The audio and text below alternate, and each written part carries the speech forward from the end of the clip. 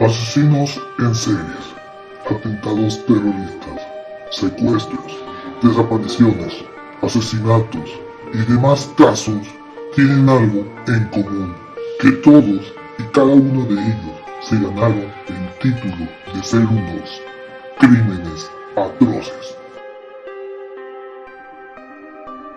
Bienvenidos sean a Crímenes Atroces, el podcast en donde cada semana yo, Santiago Quiroz y Abato, les contaré a todos ustedes los casos de crimen real más atroces, macabros, mediáticos, terroríficos y sanguinarios que han marcado la historia de la humanidad. Bienvenidos sean al episodio 18 de este podcast. Espero que les haya encantado mucho el episodio anterior, pero hoy quiero decirles que le tocó hoy un caso súper conocido por el mundo y por un servidor que para mí este es uno de los primeros casos que me llamó el interés junto con el asesino del Zodiaco. Este fue otro de esos casos que me encantaba y me sé la historia completa.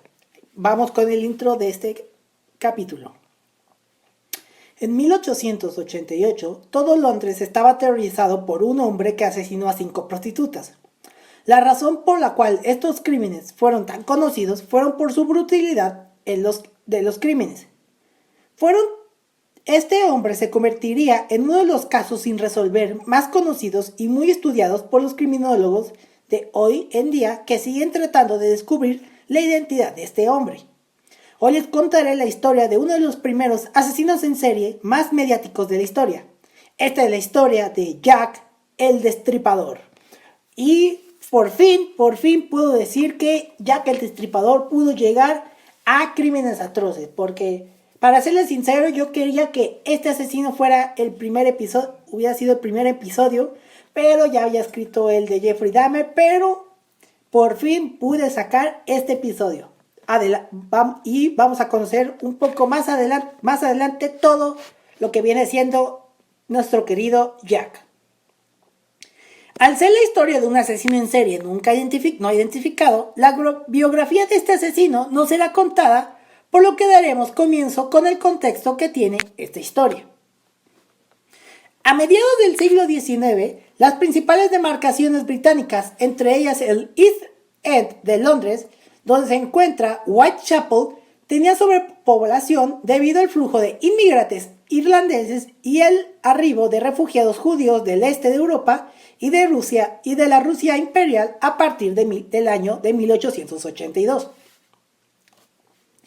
Este problema repercutió en el decaimiento de los niveles de empleo y la calidad de vida y llevó a la proliferación de una amplia clase baja caracterizada por la pobreza, el crimen y la violencia, el alcoholismo y la prostitución. De acuerdo a estimaciones de la Policía Metropolitana de Londres, en octubre de 1888 habían 62 burdeles y 1.200 prostitutas en Whitechapel. Es decir, como un ejemplo aquí en México sería... es una Ciudad de México, pero bueno, es decir, una calle cualquiera en Ciudad de México, donde existe todo esto. También eran comunes las manifestaciones y protestas por la situación económica entre 1886 y 1890, entre las cuales sobresalió el Domingo Sangriento de 1887. Whitechapel, donde transcurre nuestra historia, tenía particularmente mala reputación por los casos de antisemitismo, racismo, delincuencia, disturbios sociales y suma pobreza. Tal percepción como reducto de inmoralidad llegó a su punto álgido en 1888, cuando una serie de asesinatos comenzaron a transcurrir. Todo esto a finales de la época victoriana. Es decir, esto ya era a finales de la época victoriana y principios de la revolución industrial, para ponerles un poco más de contexto. Lo cierto es que hubo unos asesinatos.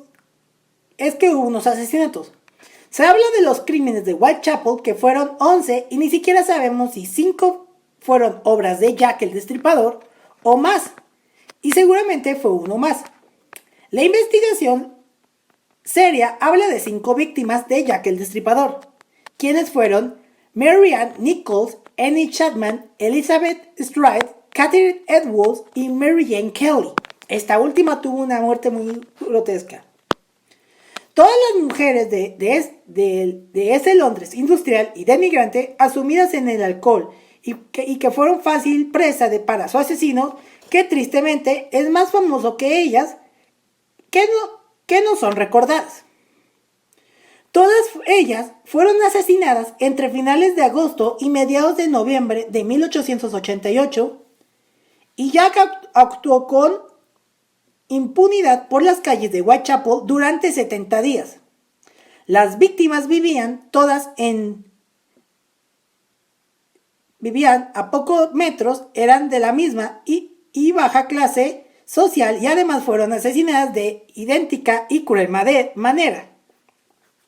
La brutalidad de las muertes es parte de su leyenda y del temor que se extendió por el Londres victoriano, y en palabras de uno de los médicos que se encargó de las autopsias, no le bastaba con matarlas y citándolo, tenía que hacer daño gratuito al cadáver.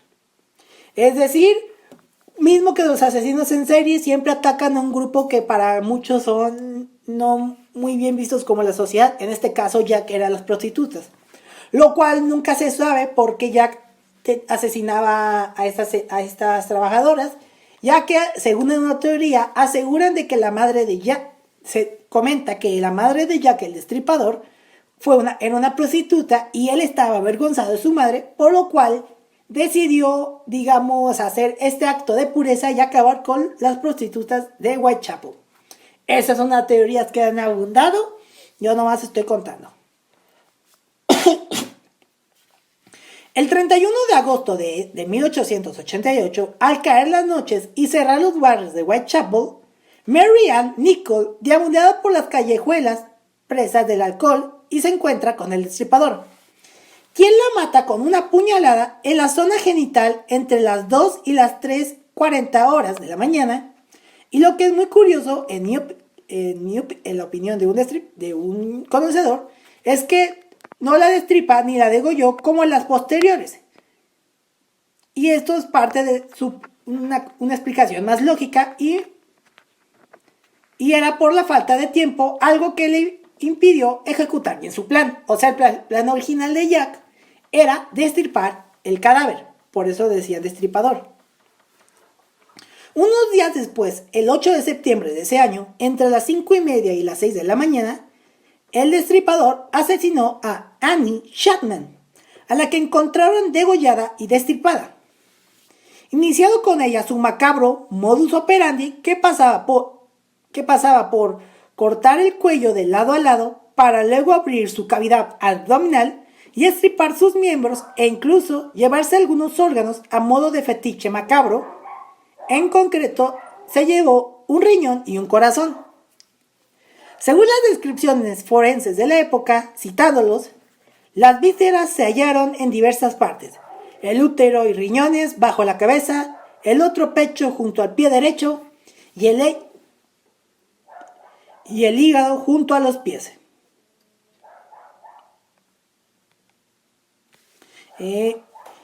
Al momento que escribí, y pues se pueden imaginar a un londinense a finales del siglo XIX que era presa del miedo que difundía este nombre de Jack el Destripador, el agente de Londres, asuado por el miedo innato del ser humano a lo desconocido e impredecible. Además, nunca hubo ningún atisbo de haber un presunto sospechoso en esas noches, en la compañía de las prostitutas, solo en el caso de Annie, que una mujer aseguró haberla visto en compañía de un hombre extranjero de piel morena y mediana estatura, que llevaba una capa oscura y una gorra como la de Sherlock Holmes, pero cuando fue asesinada, nadie, curiosamente, oyó un grito ni de socorro ni de dolor. Y esto se repite en todas las víctimas de Jack el Destripador, algo que alimentaba más el mito, ya que nadie veía ni oía nada cuando el destripador actuaba. ni peticiones de socorro, ni gritos en un barrio donde la gente vivía hacinada. La extrañeza es aún mayor al no encontrarse las víctimas ninguna huella de marcas por resistencia a un ataque, las drogaba o maniataba por sorpresa de alguna manera, parece tan evidente muy como pavoroso. Es decir, la policía nunca encontraba nada, ni huellas, ni armas que se le pudo haber caído, nada de nada, por lo cual alimentaban el mito de que Jack el Destripador andaba suelto en ese momento. Bueno, del Destripador no se sabe motivo y se toma un descanso hasta el 30 de septiembre. Ahí, entre las 12:45 y la 1:07 horas, mató a Elizabeth Stride, pero pasó algo en ese momento.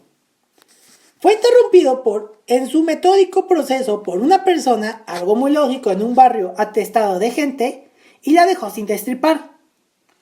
Por lo que no quedó satisfecho de su voracidad homicida y al interrumpir su ritual, decide matar de nuevo unos minutos después, entre la 1:30 y la 1:45, donde tristemente destripó a Catherine Elwood, ya sin molestias ni interrupciones.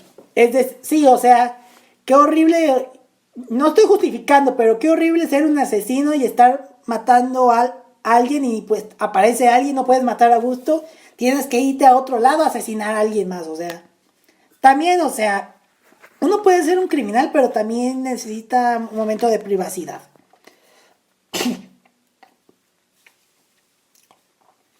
Bueno, a ella la mató la destripó sin interrupciones ni molestia, la abrió del esternón a los genitales, le desfiguró y la desfiguró de la cara. En un crimen de una crueldad extrema, muestra de la aberración humana llevada al extremo. Hay fotos de... Pero ese no fue el último... Este no fue un asesinato horrible que se le atribuye al Destripador.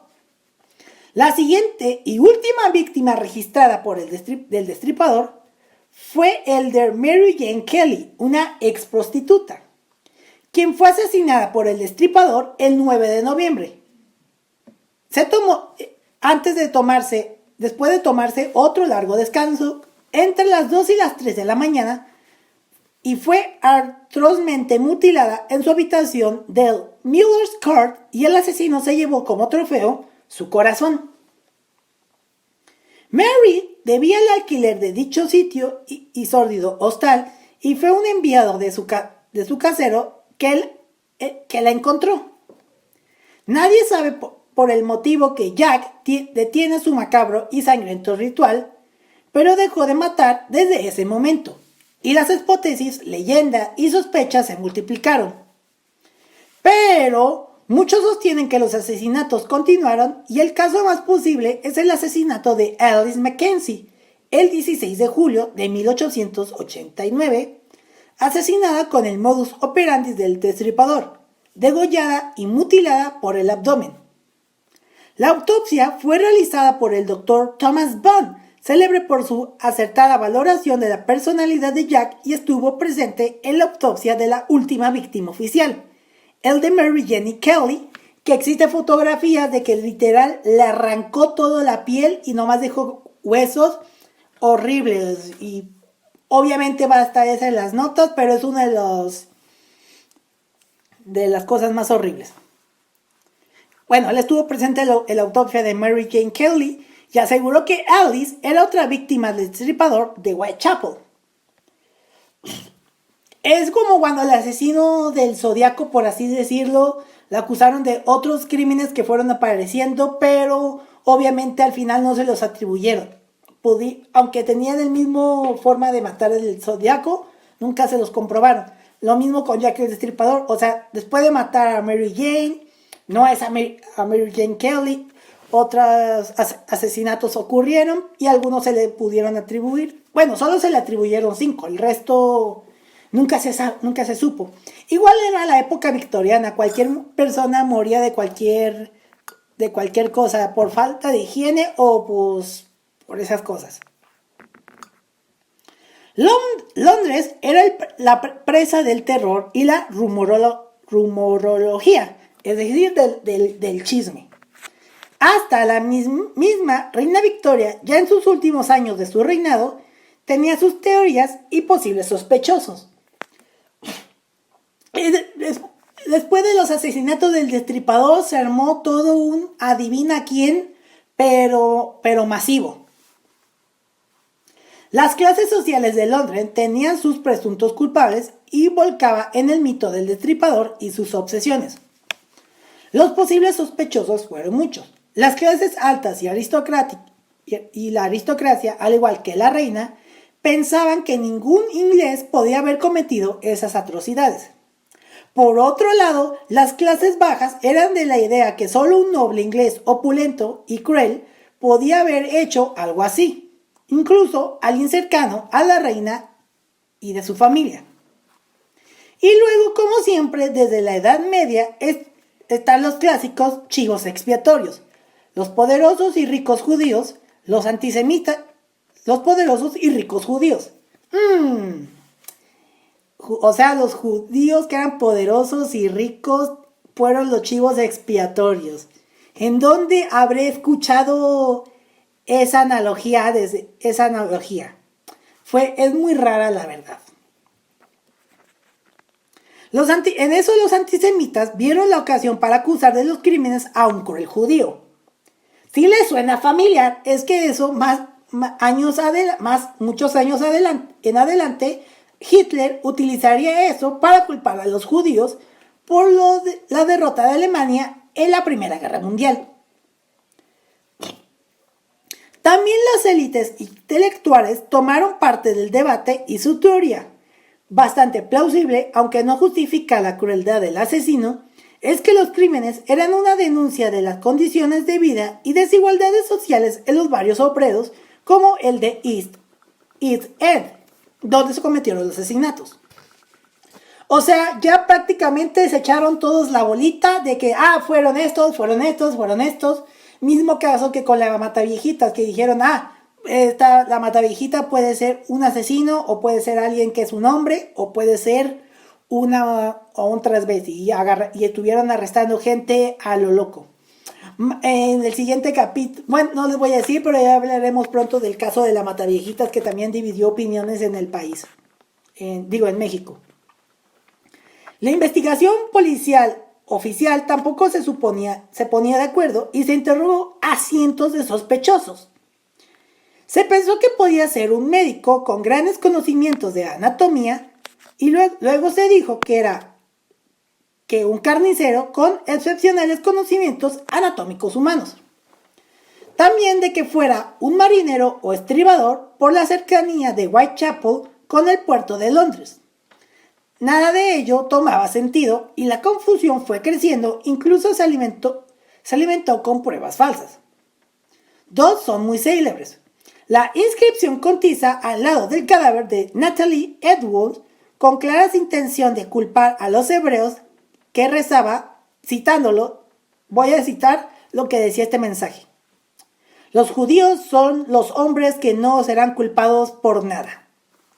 Un lema que fue borrado con celebridad para evitar ataques violentos contra los judíos de Londres.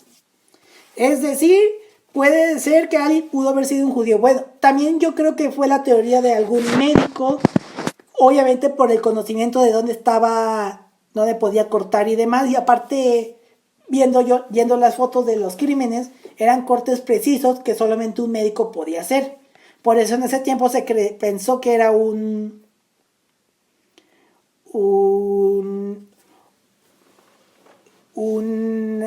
médico. Bueno, ya que el Destripador, al igual que su contraparte moderna y estadounidense, el asesino del Zodíaco, también gustaba de enviarle cartas a la policía para dar algunas pistas, pero enviaba pistas falsas, como el asesino del Zodíaco.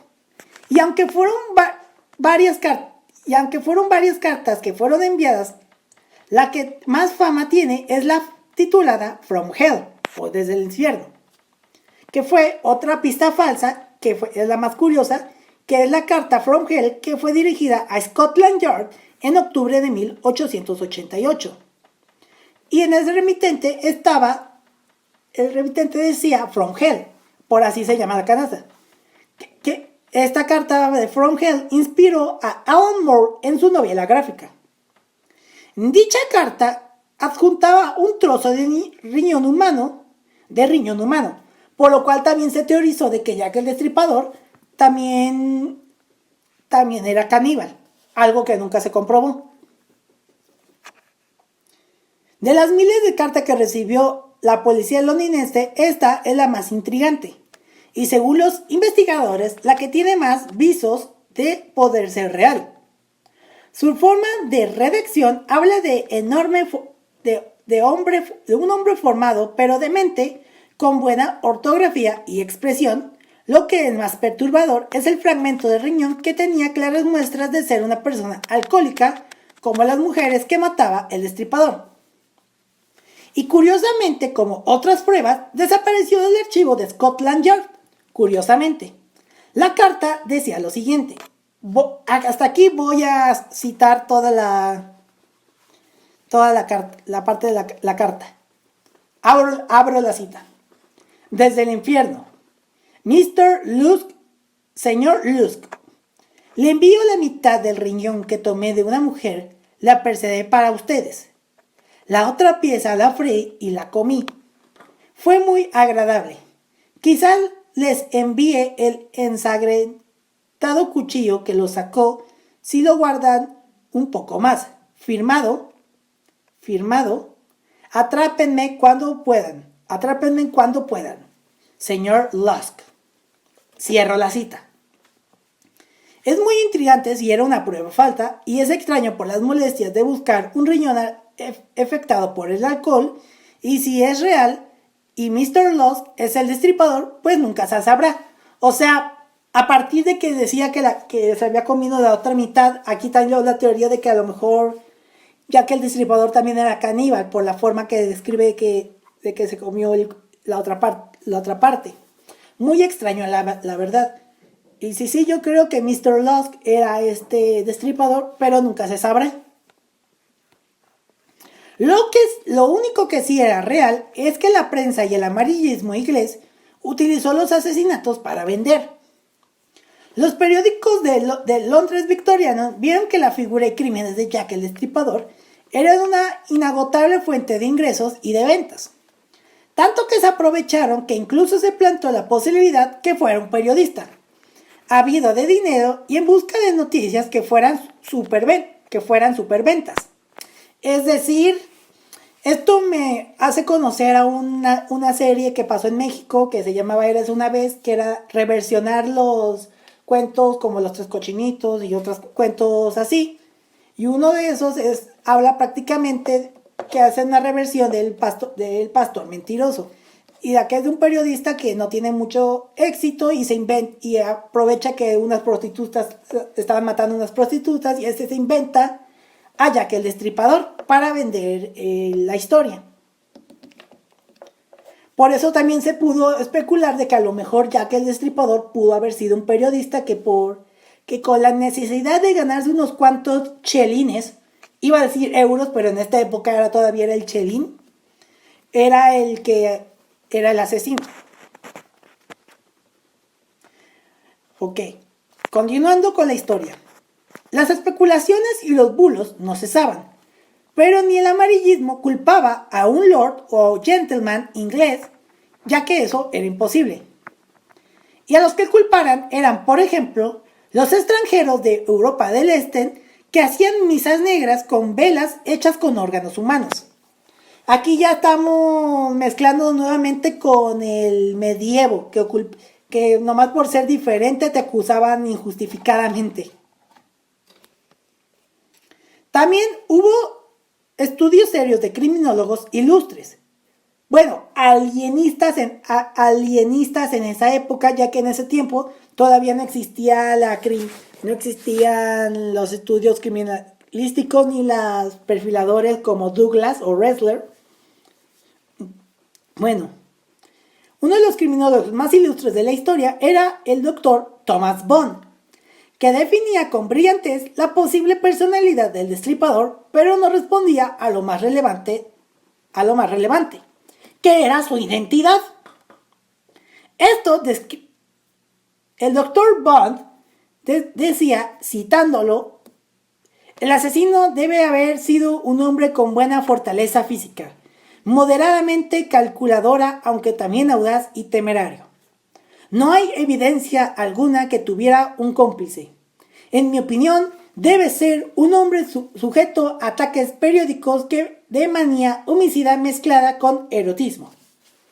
El carácter de las mutilaciones indican que el hombre puede estar en una condición sexual similar a la satiriasis. Por supuesto, es posible que el impulso homicida pueda haberse desarrollado a partir de un empuje de venganza o de depresión, o incluso de manía religiosa, ya que puede haber sido el desequilibrio original durante la niñez o adolescencia, aunque no creo que ello sea la hipótesis más probable.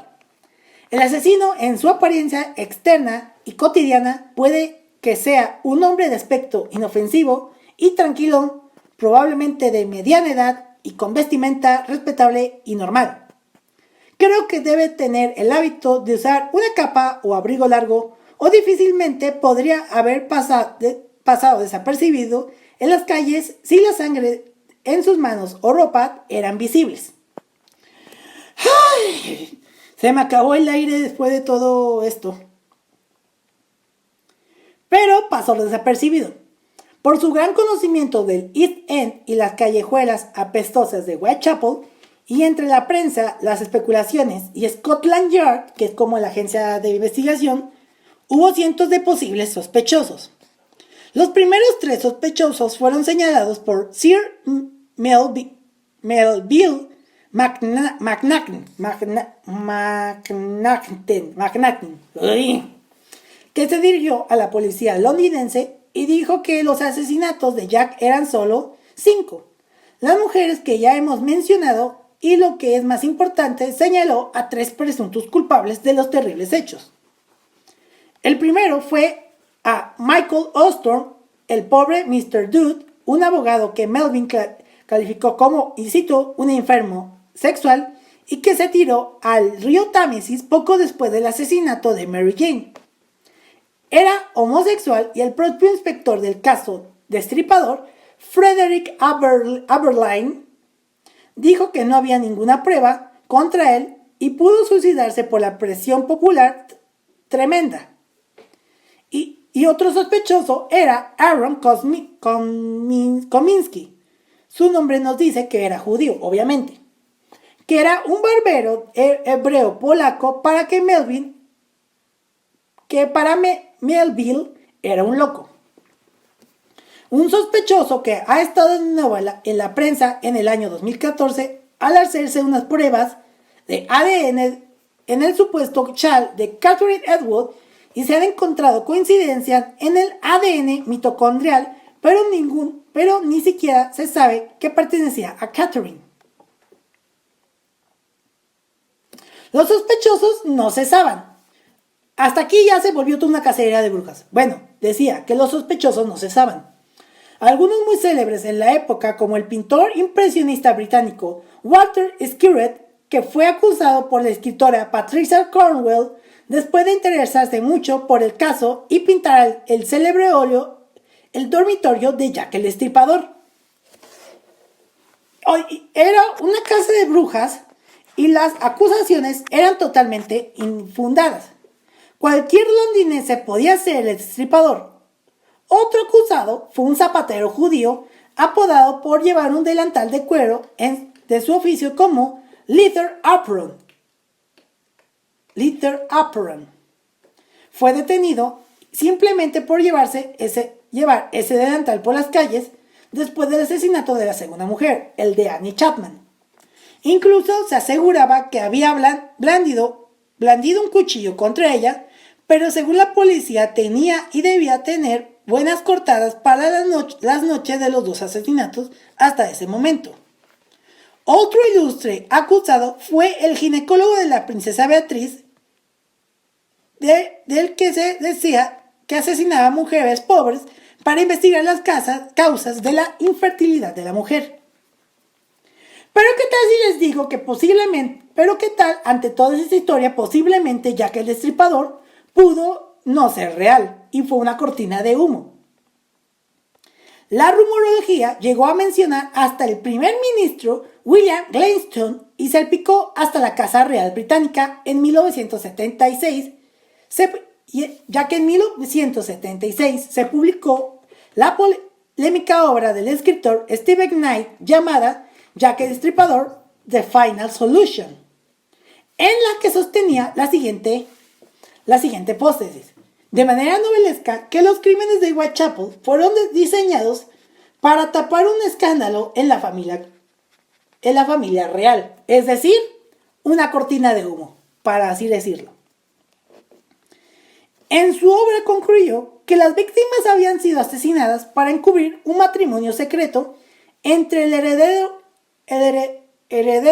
al trono, el príncipe Alberto, nieto de la reina Victoria, con Annie Elizabeth Crook, una muchacha católica de la clase obrera, posible prostituta con la que habría tenido un hijo.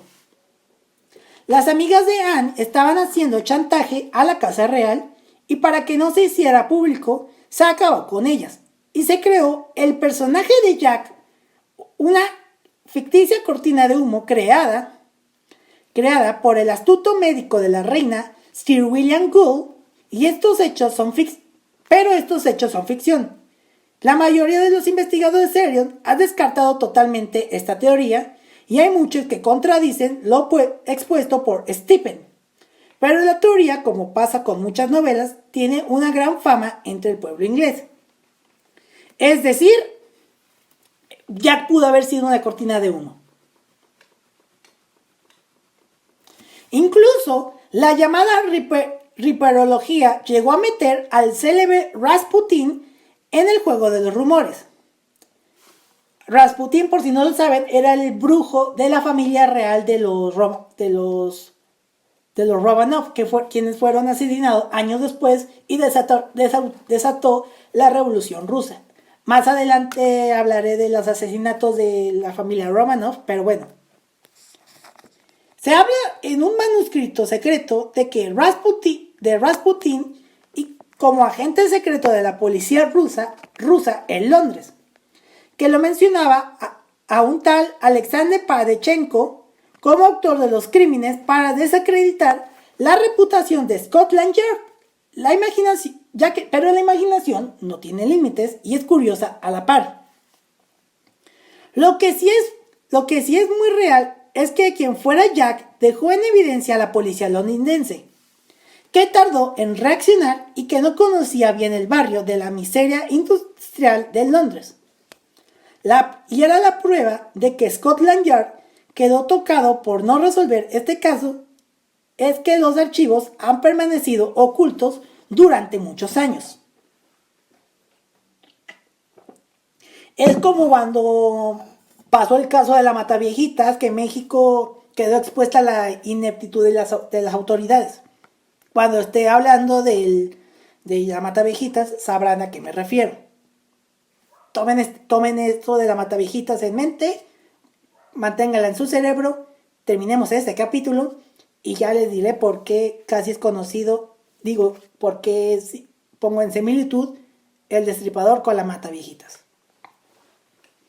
En el año 2017, es decir, hace unos cuantos años, volvió a saltar el nombre de Jack el Destripador a la palestra de la actualidad gracias a la publicación de un artículo de varios investigadores liderados por Bruce Robinson.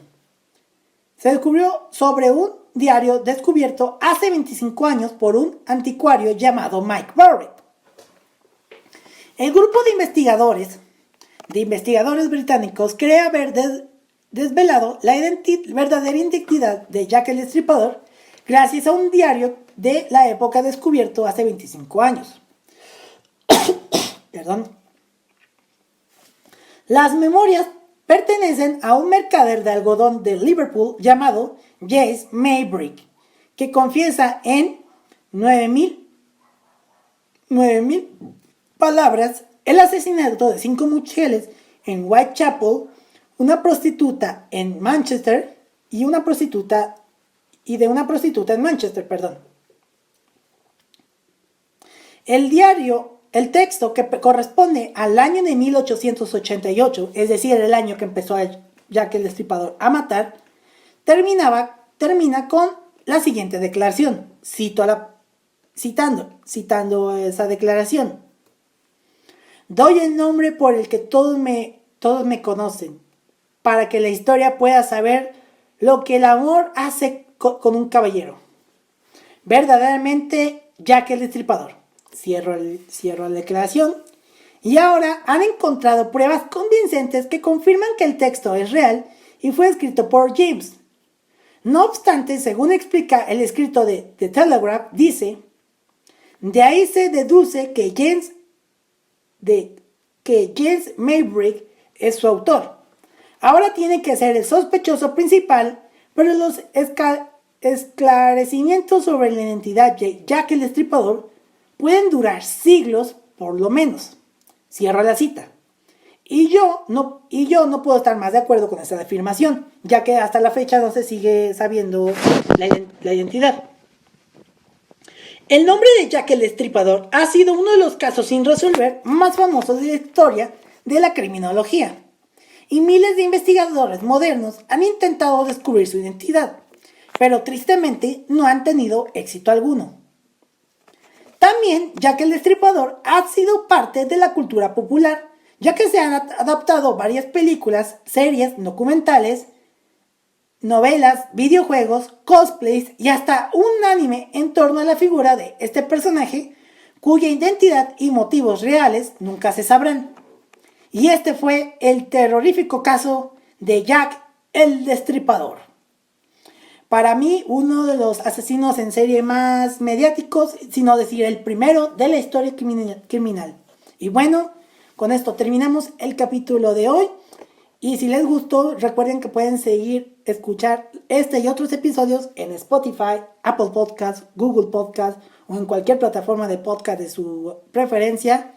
Y que si quieren conocer el rostro de su presentador, pueden unirse al canal de YouTube como Crímenes Atroces. Y en redes sociales para ver las fotografías del caso en sí o saber de alguna recomendación de película, documental o serie. No olviden seguirme en Instagram como @crímenesatrocespodcast y en Twitter como @crímenesatroces. Y si quieren seguir a su servidor, pueden encontrarme en Twitter como @santqs99 y en Instagram como @santiqs99.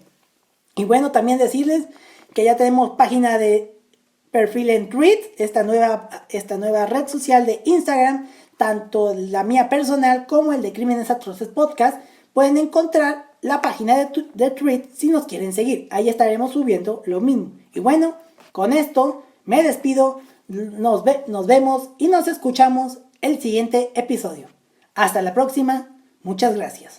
Asesinos en series, atentados terroristas, secuestros, desapariciones, asesinatos y demás casos tienen algo en común, que todos y cada uno de ellos se ganaron el título de ser unos crímenes atroces.